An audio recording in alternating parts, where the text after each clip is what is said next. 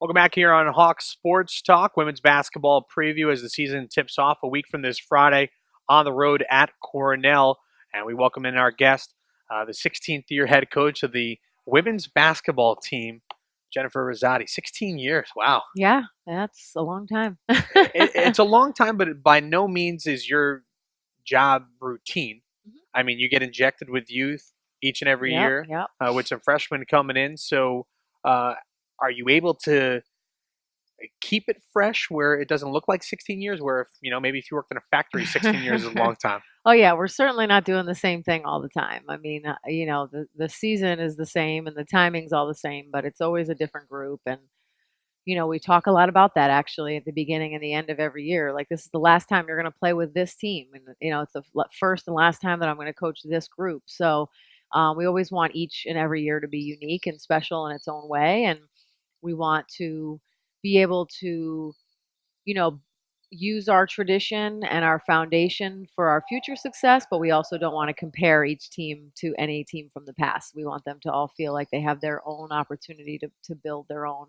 success story. The season in itself is long, Hmm. and the off season is long with Yeah. recruiting and scheduling. But you still don't steer away from any basketball opportunities. So most recently, coaching with USA Basketball, Yeah. you have done that the past couple of years, and especially this past fall, winning gold with the national team. But Hmm. I would assume that you don't do it because it's not going to help you. How do you take those high profile players and learn from that and bring it back to your own program? Yeah.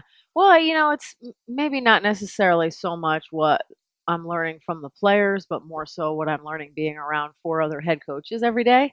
Between Gino and Doug Bruno from DePaul and Dawn Staley from South Carolina and Cheryl Reeve from the Minnesota Lynx. You're talking about a pretty accomplished staff that has a lot of different ideas and different things to offer every day. So whether we're just planning out a practice or we're preparing for an upcoming opponent or we're just talking about how to get better at something in a short amount of time, it's really interesting to see everybody's different perspectives on how they do things with their own teams. And so you're a fool if you can't take away something from those opportunities that can make you better as a coach. And I've always learned, and my foundation of coaching has been built from my relationship with Gino and my relationship from the UConn program. So it's really fun to continue to have that relationship with her and now learn from him as a peer and not necessarily as, my former coach. We're here with the 16th year head coach of the women's basketball program, Jennifer Rizzotti. The team gets set to tip off their 2014-2015 season a week from this Friday on the road at Cornell. And let's take a look at last year. And I've been able to follow this program for the Hmm. past 6 years. And in women's basketball eyes, unacceptable year last year. Hmm. And it was a late surge, got to the Yeah. semifinals, and eventually lost, which was an accomplishment. You don't want to do the moral victories, but what was missing last year? And obviously, it started off with some injuries, but what was missing last year that you couldn't get over that hump? Well, we certainly were missing some, not some, a lot of just fundamental maturity and how we played and how we handled ourselves and how we faced adversity. Um, a lot of that comes from your upperclassmen, and we talked consistently through the year about that and how we could improve on it. And I feel like Alyssa Engler did phenomenal job of developing into somebody we could count on as a player, but also as a person and a leader. But she was kind of on an island at times. I think she's responsible for us having a surge and playing the way we did and setting an example for some of the young players to really follow in the future. But we really didn't have a chance to pull it together because she was the only one that was, kind of approaching each day that like it could be her last. Um, I do feel like this senior class learned a lot from that. I think I was hard on them last year. I wouldn't No, say not at all. I wouldn't say blame them, but I did put a lot of responsibility on their shoulders for our success. And I think that both myself as a coach and them as at the time juniors and now seniors, we probably all feel like we failed a little bit for each other in that regard. And I can see a different sense of maturity about them, and I can see a little bit of like regret that they didn't do things differently last year. Um, So I think that there's just a between Amber and Shanice and Sherelle as seniors, Katie as a redshirt kind of situation. There is a good sense in that class that we kind of came here to accomplish something and time is running out and we need to take responsibility for it. We got to stop looking around expecting somebody else to do it or having looking at coach like for some magic formula. She's telling us to do X, Y, and Z. Let's do it exactly how she's asking us to do it, and that is something that um, already I can see a difference in. And so sometimes it just takes a while, and sometimes it takes that recognition that this is it before a group really starts to pay attention.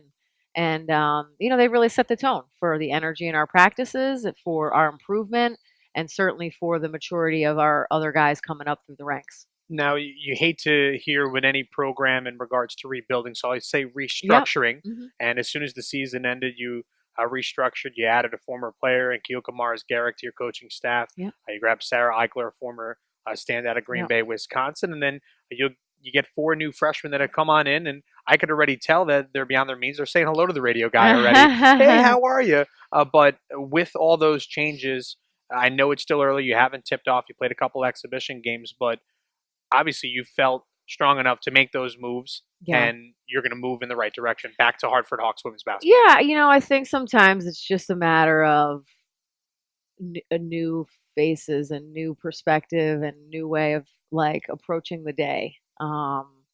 When you're doing something the same for 14, 15 years, it's refreshing to have a freshman class that comes in and is just, friendly and outgoing and not really afraid of anything. It's, refreshing to have a 23-year-old that's never been in coaching, but she played in 4 NCAA tournaments, Yeah. come in the office and say, well, when we were at Green Bay, this is how we did some of this stuff. And do you want to try it? It's refreshing to have, former players in Jackie and Kyoka out there, driving these guys to be better and to do more. And it's changed the kind of, um, you know, I guess ingredients in terms of like what our team is like when we come out. The energy is good. There's a lot more talking in practice. There's just a lot more paying attention in practice. There just seems to be a really good sense of focus. And, some of that credit goes to our seniors, some of it goes to our very experienced sophomore class who had to take on a big load last year and certainly has been reminded that although they played a lot, the level of play for our program was not at the standard we're used to. And so I think everybody's on the same page in terms of needing to kind of have a new chapter going forward here in Hartford basketball. I don't ever take preseason polls too seriously, and I don't think that you Yeah. do either, as us, using it fuel to Hmm. light the fire. But I think going into this year, especially in conference play, that there was a lot of younger talent that got opportunity for playing minutes last year. So where can this Hartford Hawks Yeah. team finish? Well, I certainly think we were picked where we should have been finished. I don't think we were picked where we're going to finish, but it's a fair, voting. I mean, based on what we've accomplished and where we've lost the last few years, yeah, I mean, it's fair. But every coach is has their own behind the scenes thoughts on whether their seniors leaving is a good thing or a bad thing. Sometimes it's not always a bad thing to recycle through a great bunch of kids and a great senior class, but just to have younger guys come up and take on new roles, all of a sudden it changes the dynamic of your team at times. New And chapter. yeah, and then other programs are probably looking at like their injuries or their losses of a senior and being like, how are we going to fill that void? So I feel like we're on the good side of the coin in that regard this year, where we're getting a couple guys back from injury, and we're also looking at some guys that are really stepping into some roles in a good way instead of worrying so much about, wow, we lost a starter, we lost a point guard, what are we going to do without her? We haven't really missed a beat. We've just picked up where we left off at the end of last year in terms of getting that hard fought win against Maine, and we're taking it to another level. Well, the season starts a week from this upcoming Yeah. Friday at Cornell. Best of luck. Okay. Thanks. So that's the head coach, Jen Rizzotti, coming up around the bend. We'll sit down with one of her senior members. We'll see what she thinks about the coach as she's been underneath her tutelage for the past 3 years. You're catching Hawk Sports Talk right here at 91.3 FM WWH. Welcome back here on Hawks Sports Talk. Are glad to be joined by the senior guard out of Guilford, Connecticut, number 25, Amber Bebko. And let's just start with that. Senior, time has kind of flown by. Have you had some time to kind of think and be like, where did all this time go? Um, for a minute, it felt like I didn't have that time because, I mean, from junior to senior year, you only have that like 1 month, and then I'm right into summer session, and then it's like I got to be a senior. So for that 1 month when I was at home, I kind of had to evaluate and kind of take it all in. But I'm still a little bit in denial, but I'm excited to be a senior. Like I'm excited for it to be my last year and like just to get it done this year. Like it has to be this year because I don't have any more years left. You don't have any more years left, and season's going to tip off a week from this Friday at Cornell, and you guys are coming off a disappointing year, in Hartford women's basketball eyes. And last year, a little bit, you swapped the roles. You were kind of like a role player. You were a starter. You were non-starter. You had to only score in the first half, and then you had to play defense the entire time. Do you feel like that kind of juggling will help you moving into your final year? I definitely feel it helped me out a little because so much happened last year, so much like disappointment. I mean, there was excitement, but there's just a lot of like letdowns. But I think I can carry that into this year and being ready for what like I can.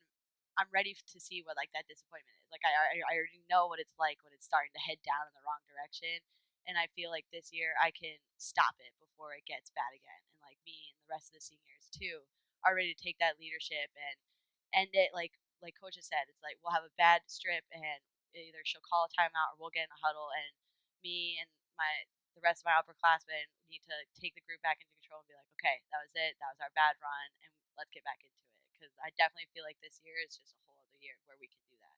We're sitting down with the senior guard out of Guilford, Connecticut, here on the women's basketball preview on Hawks Sports Talk, Amber Bepko. And I've been able to cover you your entire career.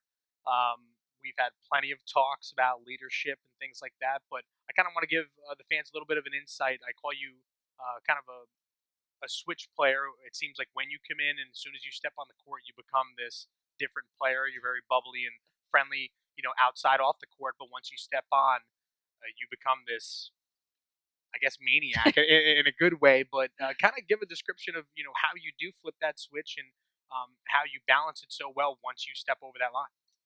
I get pretty mean. You do. I could get pretty ugly.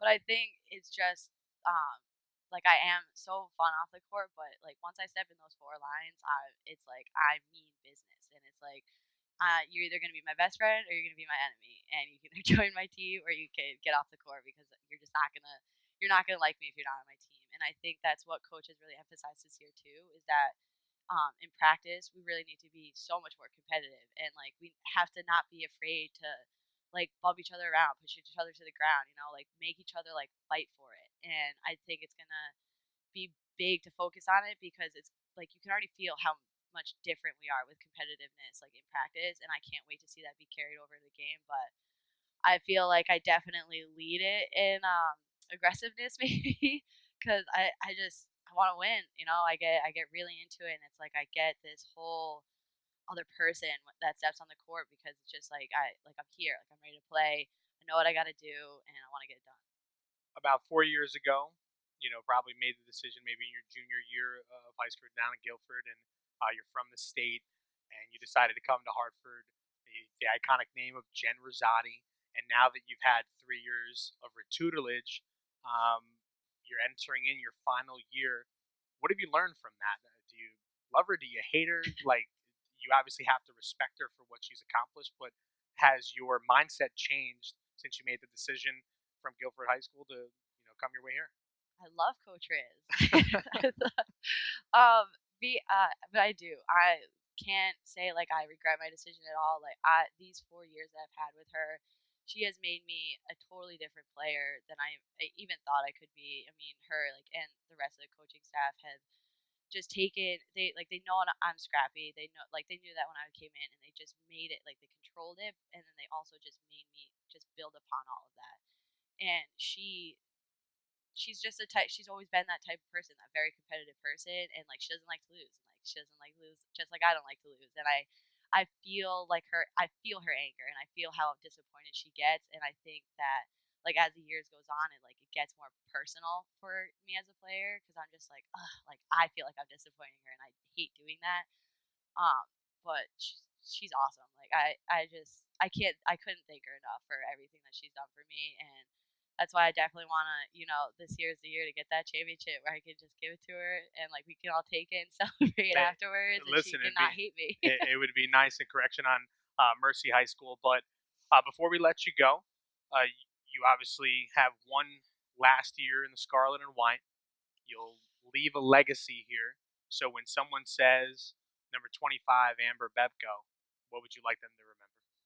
I want them to remember that I was a fighter. I never quit for my team. I worked my butt off for this team, and I don't want to be disappointing for them. Like I don't want to be like that senior that worked so hard but just couldn't pull it off. Like I want to be the senior in the senior class that we went through a lot of struggle and it finally paid off. Like we finally got, it was our senior year, so we finally took it back and finally got it back and brought it back to Hartford. And I want to be the senior that people are sad to see go and like are like just have good memories. And I'm not the senior that they're like, oh, thank God she left.